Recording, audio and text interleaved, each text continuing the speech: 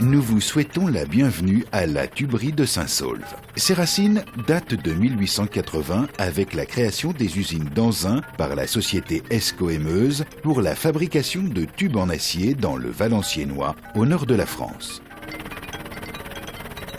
En 1975, le site de Saint-Saulve est créé avec la construction de l'aciérie électrique, suivie en 1978 d'un laminoir continu de haute technologie. À partir de la matière première fournie en grande partie par l'aciérie voisine, la tuberie fabrique des tubes sans soudure en acier au carbone, alliés et à haute teneur en chrome. L'environnement permet d'utiliser 3 moyens de transport: fluvial, routier et ferroviaire, utilisés pour le transport des tubes vers nos clients dans le monde entier. La réception, principalement par wagon, de ces bars se fait sur le parc à bars.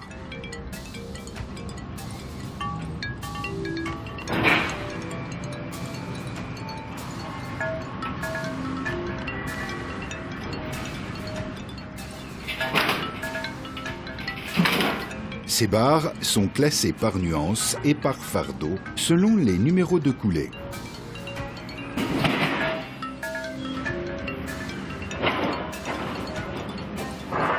Cette identification est reprise tout au long de la fabrication du tube.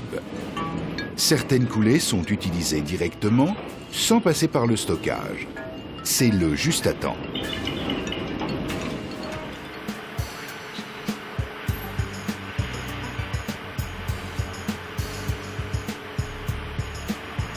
Lors de la mise en fabrication de ces barres, celles-ci sont déposées sur des grilles pour être ensuite acheminées par des convoyeurs à l'intérieur vers les scies de découpe. Ces barres sont découpées en tronçons appelés ronds, d'une longueur définie en fonction des dimensions du tube à obtenir. Ces ronds sont acheminés par des convoyeurs sur 2 lignes.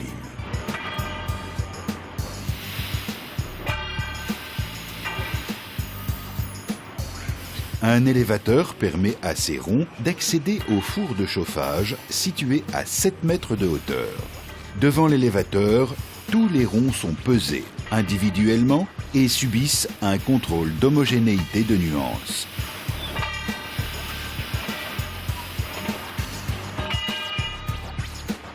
Les ronds sont suivis individuellement par le système informatique du laminoir.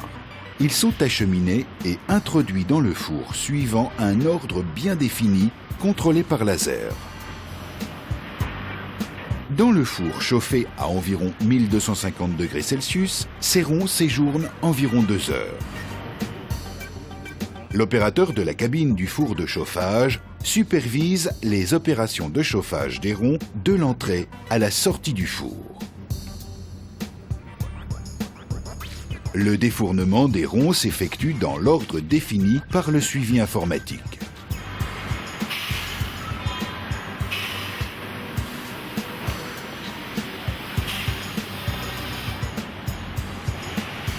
À la sortie du four, les ronds passent à la presse à centrer pour ensuite arriver au perceur.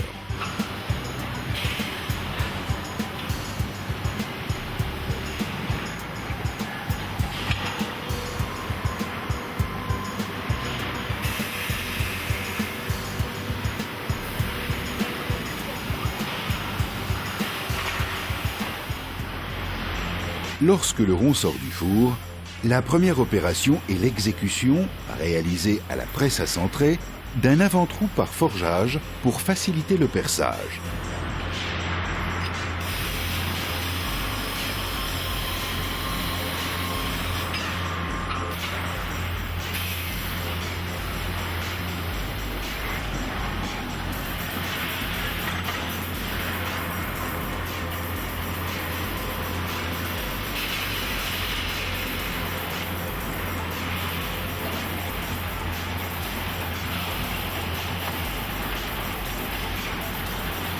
Commence ensuite l'opération de perçage proprement dite. Le perceur transforme, en utilisant l'effet Mannesmann, le rond plein en une ébauche tubulaire dont la longueur peut atteindre 11 mètres.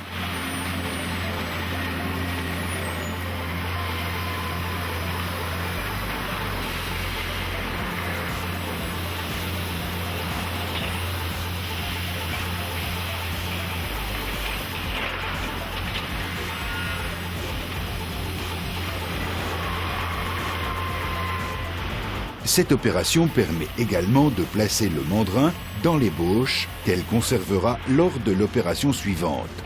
C'est le procédé Neval.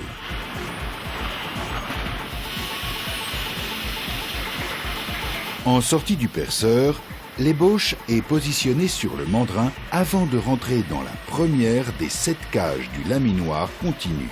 Le mandrin, long de 17 mètres, est maintenu à une vitesse constante par la chaîne du banc de retenue pendant l'opération de laminage du tube.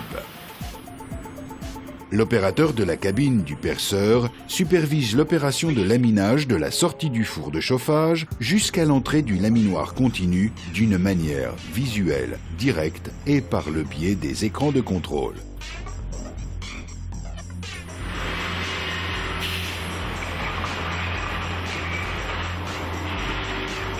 En sortie du laminoir continu, l'ébauche se dirige vers le banc de démandrinage et ensuite vers le four de réchauffage.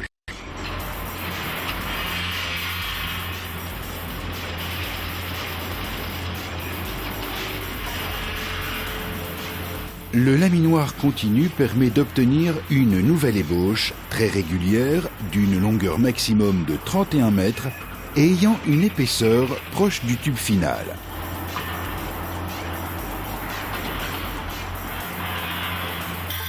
Cette ébauche, avec son mandrin, est acheminée vers le banc de démandrinage où l'on extrait le mandrin.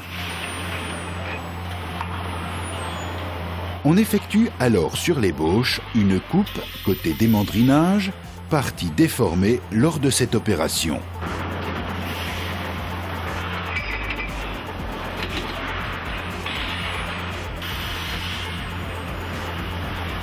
Le mandrin, une fois refroidi, est de nouveau utilisé après lubrification et contrôle de l'état de la tête de perçage.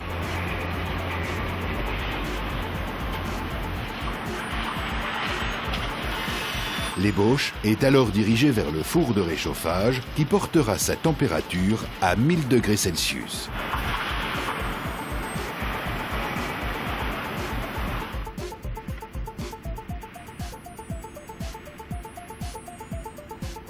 L'opérateur de la cabine du laminoir réducteur-tireur supervise la dernière opération de laminage de la sortie du four de réchauffage au refroidissoir d'une manière visuelle directe et par le biais des écrans de contrôle.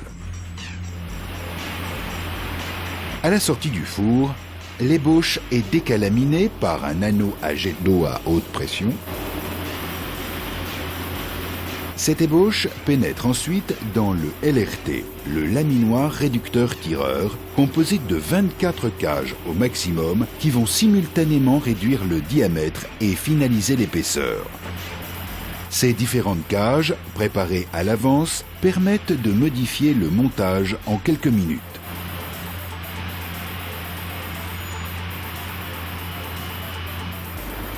Les tubes sortent à grande vitesse et peuvent atteindre plus de 100 mètres de long. Ils sont dirigés ensuite sur le refroidissoir à râteau qui vont les déplacer et les refroidir.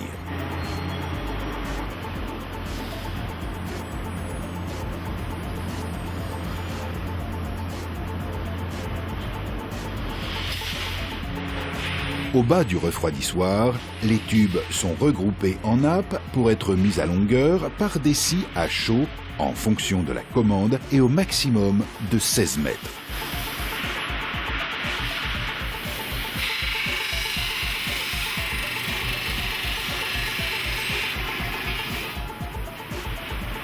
Les tubes sont ensuite déposés dans le stock intermédiaire, soit pour être directement expédiés, soit pour être dispatchés vers les différentes lignes de finition où plusieurs opérations sont possibles en fonction de leur utilisation future.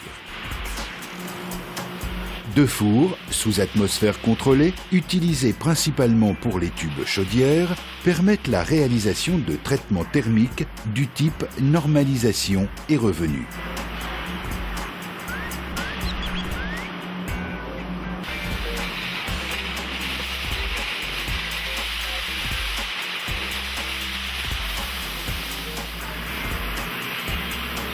Les tubes passent ensuite sur les lignes de finition où l'on réalise des opérations d'ébouttage des extrémités, de dressage, de contrôle de diamètre par laser, des contrôles par courant de Foucault et d'homogénéité de nuances.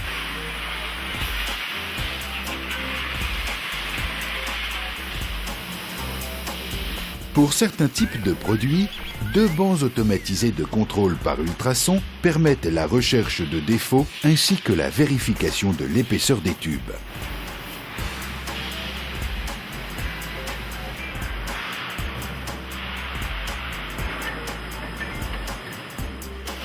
Les opérateurs des bancs à ultrasons supervisent les opérations de contrôle.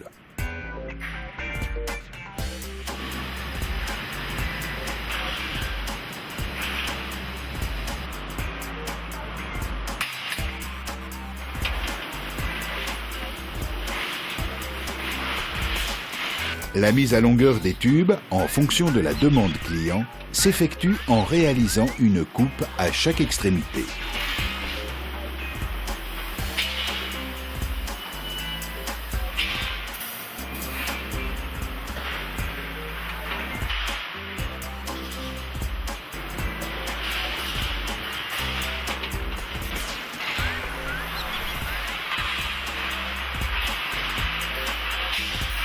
Différents contrôles dimensionnels et visuels sont réalisés avec prélèvement d'essai pour un contrôle destructif en laboratoire.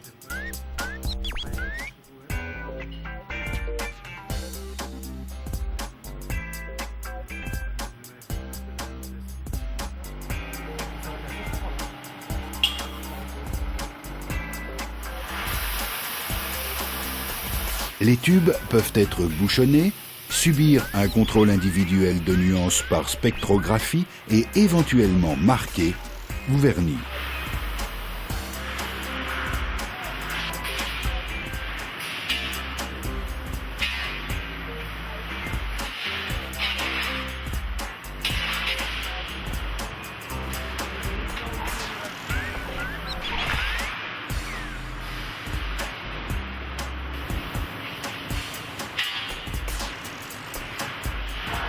Les tubes conditionnés en botte sont dirigés vers le stock expédition.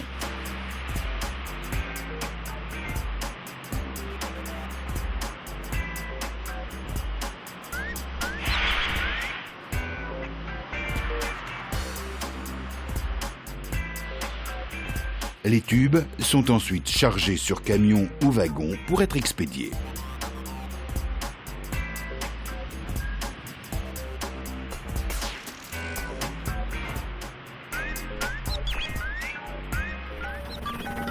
La tuberie de Saint-Saulve complète les gammes des autres usines du groupe pour offrir la gamme la plus large de tubes sans soudure dans le monde. La tuberie de Saint-Saulve renforce son efficacité et améliore ses produits dans un secteur où le service client exige un savoir-faire poussé et une grande capacité d'innovation.